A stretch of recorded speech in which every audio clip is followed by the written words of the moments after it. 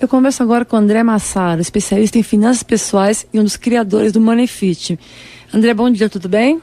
Bom dia, tudo bem? Tudo bom. André, quais são os 5 passos para quem deseja fortalecer sua vida financeira, hein? Bom, vamos lá, né? Começando pelo primeiro, vou usar um anglicismo aqui, né? Mas o primeiro passo seria aquele famoso o no pain, no gain. Quer dizer, em alguns momentos nós temos que tomar atitudes que vão nos gerar algum tipo de dor, vamos dizer assim, um esforço extremo, né? Via de regra, assim, eu sou contra atos de heroísmo financeiro, né? Quer dizer, aquele sujeito que começa a procurar oportunidade para cortar cada centavo, etc. e tal, porque ser educado financeiramente não é exatamente sinônimo de ser uma pessoa mesquinha, né? Mas em algumas situações de estresse, uma atitude assim pode ser necessária. Quer dizer, aquela pessoa que está sofrendo de um desequilíbrio financeiro crônico e uma coisa completamente fora de controle, que já vem de muito tempo, tem que tomar uma atitude radical e que vai doer. Não vai ser uma coisa agradável, mas tem que ser feita para quebrar aquele ciclo. Então, não é assim um ato de heroísmo, mas é um ato de coragem, vamos dizer, algo que tem que ser feito. Agora, André, você disse que pequenas economias às vezes não funcionam. Quer dizer, você é contra aquele corte do cafezinho? Eu falo muito do negócio do cafezinho pelo seguinte, porque muitas pessoas, inclusive ligadas à área de educação financeira, gostam de usar esse exemplo do cafezinho, já virou um clichê, né? Aquela coisa que o sujeito vai e fala assim, olha, se você tivesse deixado de tomar um cafezinho por dia nos últimos 20 anos, capitalizado a uma taxa tanto, etc e tal, hoje você estaria morando numa cobertura, estaria rico, alguma coisa assim. O milagre do cafezinho, né? Exatamente, já virou um clichê.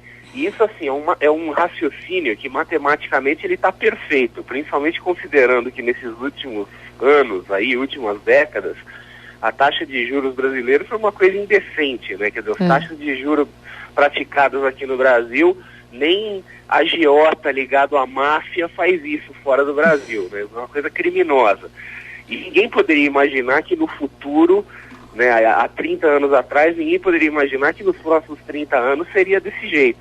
Então usar esse tipo de exemplo é uma coisa meio contraproducente, que na verdade acaba mais gerando culpa em quem ouve do que ajudando, né? Então aquele sujeito que vai numa palestra, vai num seminário, ele vê um negócio desse, ao invés de ele sair motivado, ele sai ali com a mão na cabeça, pensando assim, puxa vida, quer dizer, então que eu sou pobre porque eu tomei um cafezinho por dia. Aí né? tem vontade de cortar os pulsos, né? Já que ele não cortou o café, ele quer cortar os pulsos. E a gente não pode esquecer de um detalhe, esse cafezinho tem variações, né? Cada um gosta de dar um exemplo. Um fala um cafezinho, uma coxinha, um pão de queijo.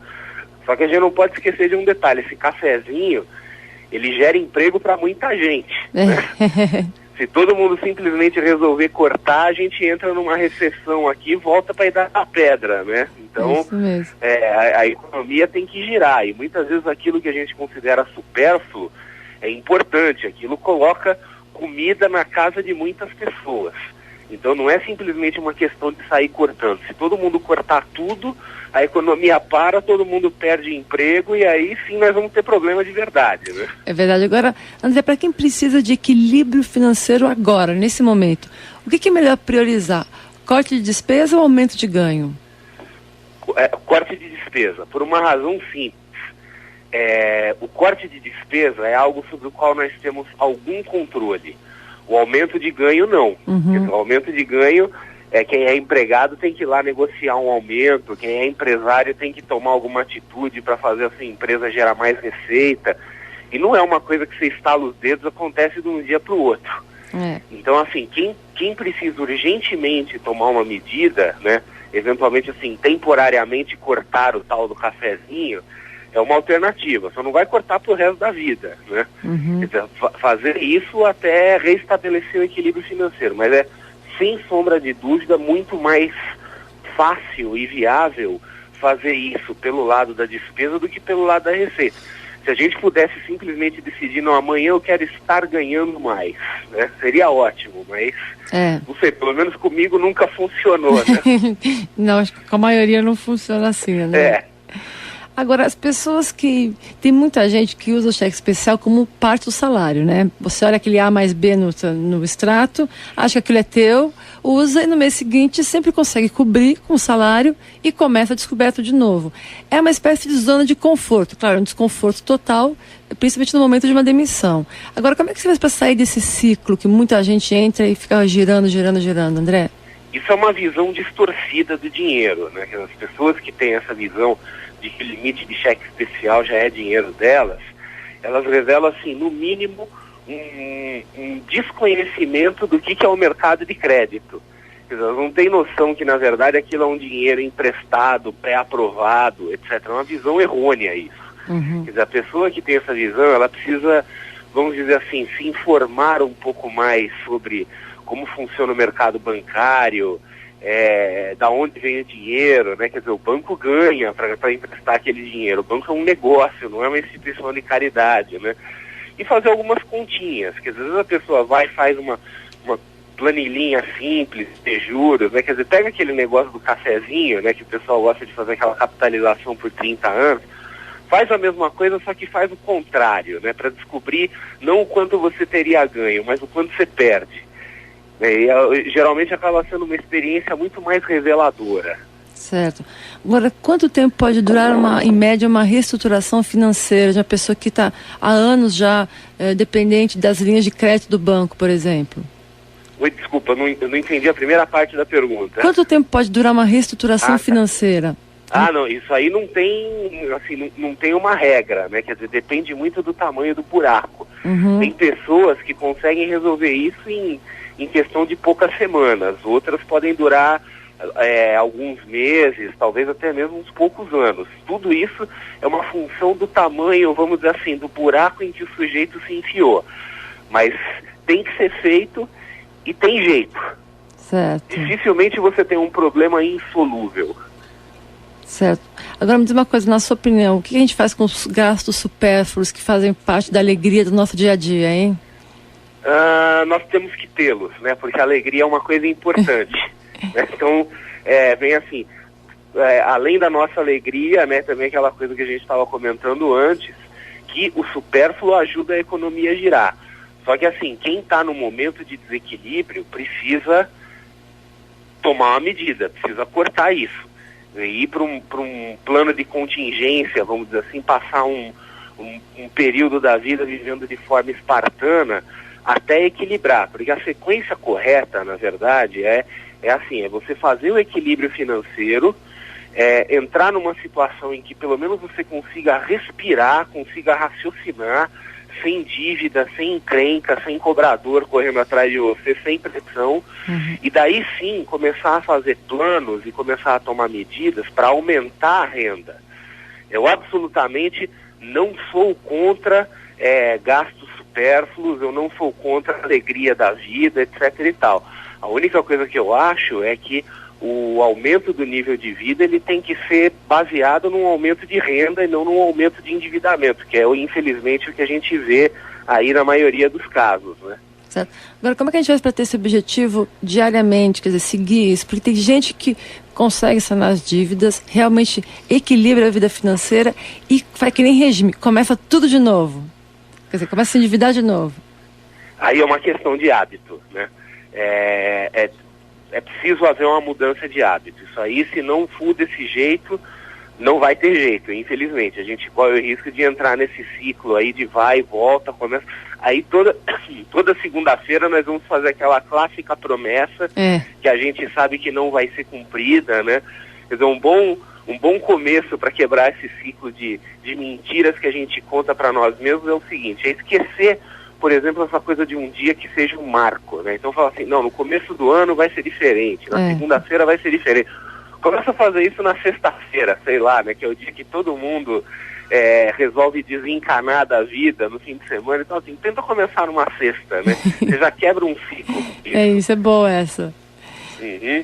Então assim, esse seria o segundo passo, né? Vamos dizer assim, seria essa questão da mudança de hábito, né? O primeiro passo é esse corte emergencial que muitas vezes é necessário. O segundo seria a mudança de hábito. Sem mudança de hábito, Não vai, porque a riqueza não se constrói de uma hora para outra e não se constrói por um ato de vontade. Geralmente, exceto, naturalmente, tem exceções, né? Aquele sujeito que ganha na loteria, etc., mas aí foge da minha área de competência, né? Quer dizer, sorte não é o meu departamento.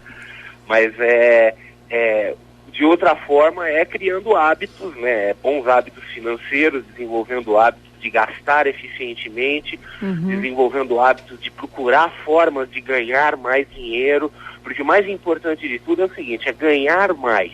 A gente tem que cortar gastos, estabilizar as finanças, para poder criar uma situação onde a gente possa dar saltos, e não ficar estático, não ficar parado, né? Tá certo. Agora, qual seria o terceiro passo, André? O terceiro passo, ele está também um pouco relacionado com o cafezinho, né? Quer dizer, encarar a verdade de que, assim, cada dia é um novo dia.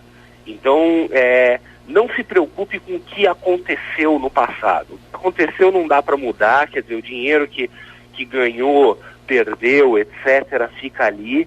Então, assim, a construção da riqueza, ela começa de hoje para frente. Nós temos que eliminar a culpa, na verdade. Todo mundo tem alguma historinha de que em algum momento já teve dinheiro, já teve bem e perdeu, ou teve problemas. Ou não tinha informação, né? Eu sempre digo aqui que se eu soubesse aos 20 que eu sei aos 40, eu tava rica, André.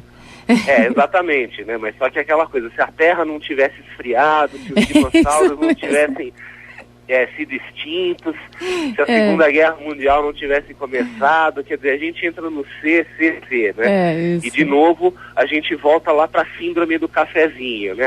E se eu tivesse deixado de tomar um café? Quer dizer, isso só serve para gerar culpa. Isso não gera riqueza, só gera culpa. E culpa não ajuda muita coisa, né? Então, assim, independente de qual seja a situação, é importante não se deixar paralisar pela culpa. Às vezes o sujeito olha, vai ver o cheque especial dele, né? Aquele que fica um mês sem olhar a conta bancária, porque não quer se aborrecer, vai lá ter aquela surpresa, né? E olha, nossa, tô devendo tudo aqui, não importa. Encara, não se culpe pelo que aconteceu e começa a consertar imediatamente, né?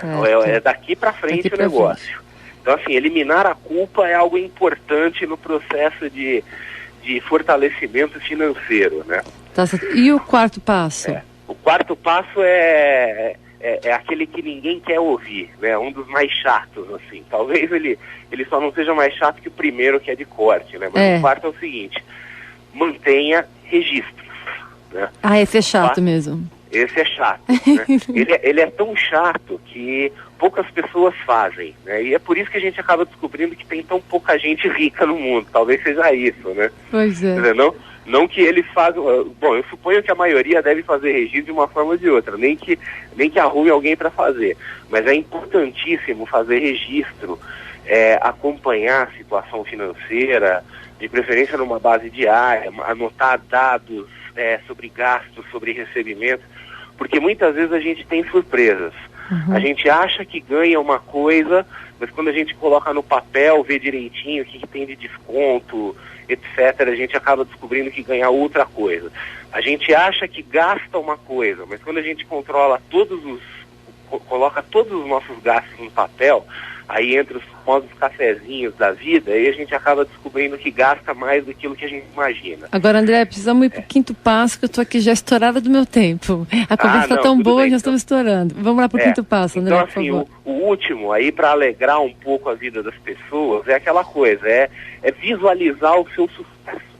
Quer dizer, aí já começar a planejar um pouco, né, já partindo do princípio de que vai de fato ter uma vida financeira equilibrada, e já começar a fazer planos para o futuro, já começar a ver onde vai tomar medidas para aumentar o padrão de vida, de uma forma não ingênua, de uma forma não mística, né, nada de ficar acendendo velhinha, etc e tal, porque no fim das contas quem vai ter que trabalhar somos nós, né? Mas ajuda já a começar a imaginar a situação futura. Isso serve como um fator motivador, né? Tá certo. Bom, André, então é isso. André, olha, conversei com o André Massaro, que é especialista em finanças pessoais e um dos criadores do Moneyfit. André, muito obrigada, até a próxima. Eu que agradeço, bom dia para você e para todos os ouvintes. Bom dia.